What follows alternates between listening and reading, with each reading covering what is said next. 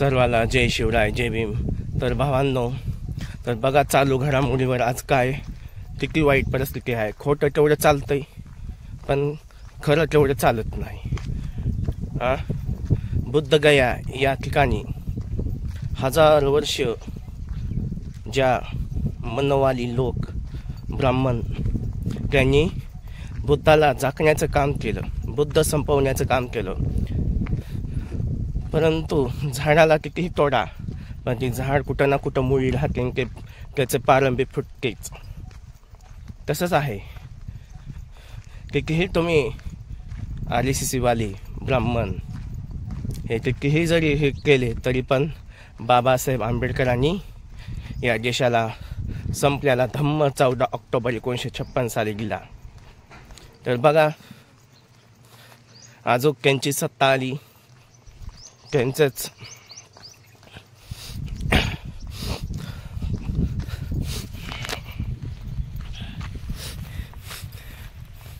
त्यांची सत्ता, त्यांचंच न्याय, त्यांचं सगळं। आज बुद्धगया या ठिकाणी भिक्षू भंतेजी उपोषण करीत आहेत। उपाशी राहून न्याय भेटण्यासाठी स्वतःला जीवन संपवायची अवस्था आहे। आज एक भिक्षू म्हणजे एक धम्म जिवंत असल्यासारखं आहे। तर आज आपल्या भारत देशामध्ये जर बघायचं झालं तर धम्म हा संपत आहे, भिक्षू हा खूप कमी आहेत, भिक्षूचं प्रमाण खूप कमी आहे। तर हाय तर ते सुद्धा आज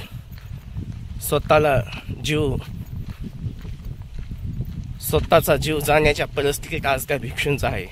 कितीतरी भिक्षू बुद्धगया हे आमच्या हातात व ताब्यात यावं व त्याचा कारभार आम्ही बघावा म्हणून याच्यावर सरकार लक्ष देत नाही। कारण त्यांचे सगळ्या चाव्या, त्यांच्या सगळे किल्ले असे तर हे भडवे, हे मनवाली, हे जातीवादी, ही स्वतः लावून देणारे हे RSS वाले हे ब्राह्मण, मी सगळ्याच ब्राह्मणाला म्हणत नाही, जे आज ह्या भारतामध्ये खरं चालत नाही पण खोटं चालतंय। आपल्याला एवढं सांगायचं आहे की या देशात किती वाईट किती परिस्थिती होत चाललेली आहे। बघा एक काळ असा होता बाबासाहेब आंबेडकरांच्या त्याच्या आधी शिवाजी महाराजांच्या जे 16व्या शतकामध्ये, तेव्हा ही सगळ्याला न्याय, सगळ्याला तेव्हा 18 पगड समाजाला एक धरून चालत होते 16व्या शतकामध्ये। पण ज्यावेळेस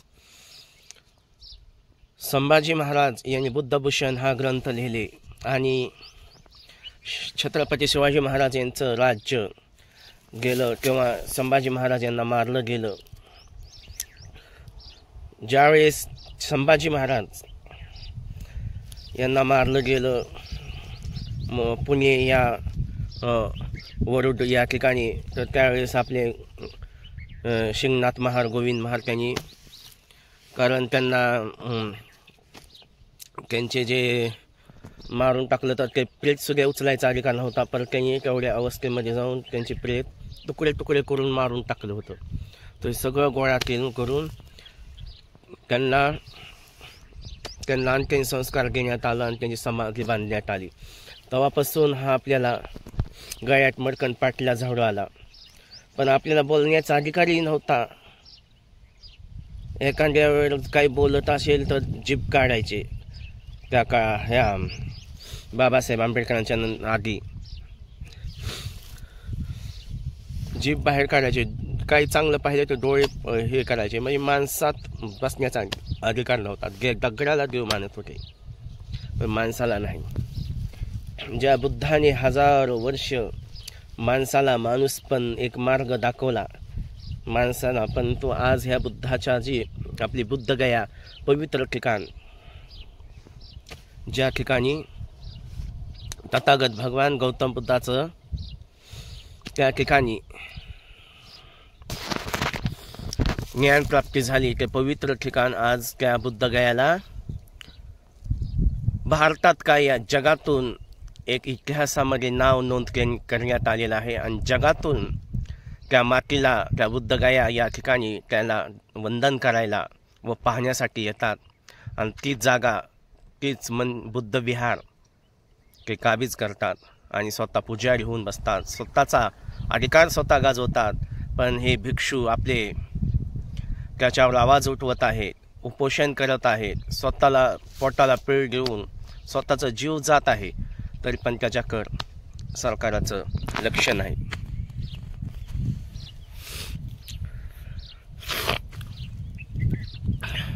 सरकाराचं लक्ष नाही. आज देशात देखील लाजिरवाणीची गोष्ट आहे.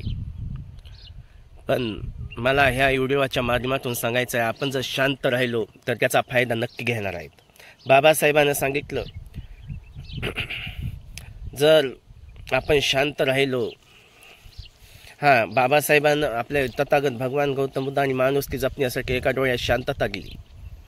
आपण आपल्या समाजात कसं राहावं हे शिस्ताई व इतरांशी कसं वागावं ही शिस्ताई दिली. परंतु आपल्यावर जर देशात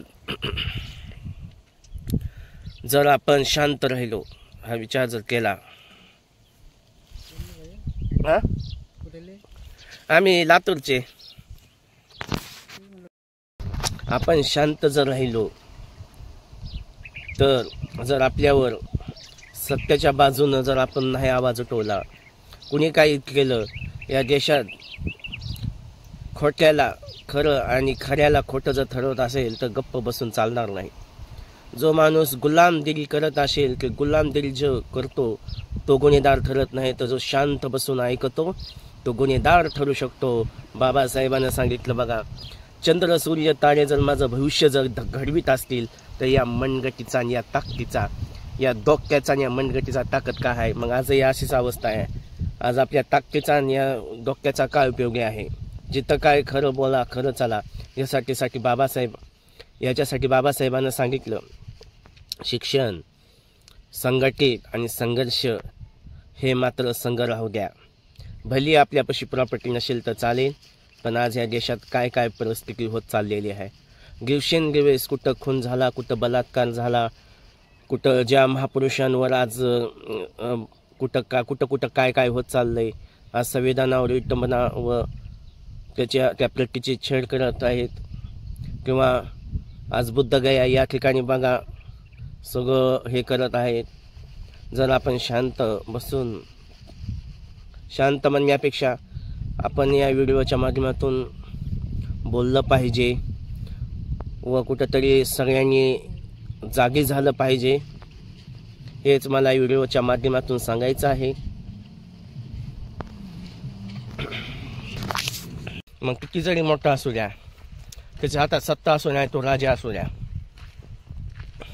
आपण भेऊन बसायचं नाही, कुणाच्या नादी लागायचं नाही. आणि कुणी जर जाणून बुजून जर आपल्या नादी लागत असेल, आपल्या महापुरुष त्यांच्यावर जर ते झाकण्याचं काम करत असेल, तर मग तिथं राजा जरी असू द्या किंवा मोठा जरी असू द्या, आपला जीव जरी गेला तर चालेल, पण सत्य बोललं पाहिजे, सत्य चाललं पाहिजे. आणि खरं बोललं तर ह्या गोष्टी आहे पटत नाहीत, कुणी बघत नाही. असो, माझं काम मी करत आहे प्रामाणिकपणाने, कुणाला पटो वा ना पटो, एवढं मला बोलायचं आहे. चला, जय भीम, जय शिवराय, जय संविधान, नमो बुद्धाय.